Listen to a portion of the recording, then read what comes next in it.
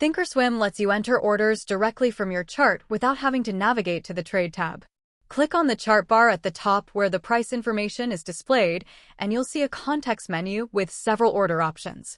The simplest options are buy and sell. These open the order entry panel where you can set your quantity, order type, and price before sending.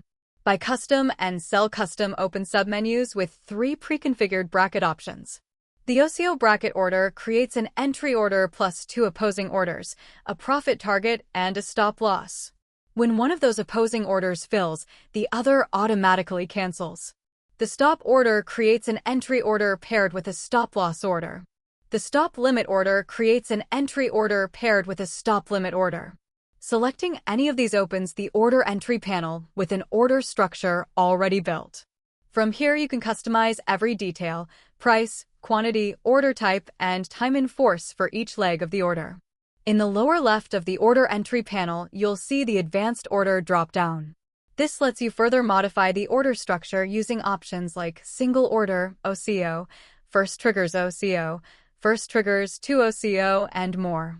These advanced structures let you build sophisticated multi-leg orders where one order triggers another, or where filling one order automatically cancels others. Take a moment to read through every row of the order from left to right. Check the side, quantity, symbol, order type, price, and time in force on each leg. Multi-leg orders especially can have a lot of details to verify. A moment of careful review before sending can save you from a costly mistake.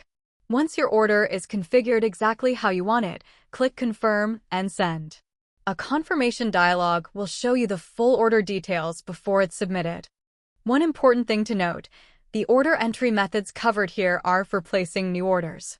If you already have an open position and want to add brackets, stops, or profit targets to it after the fact, that's done from the Monitor tab where your active positions are displayed, not from the chart. Any custom order structures you build can be saved as templates for future use, making it faster to place the same type of order again without rebuilding it from scratch.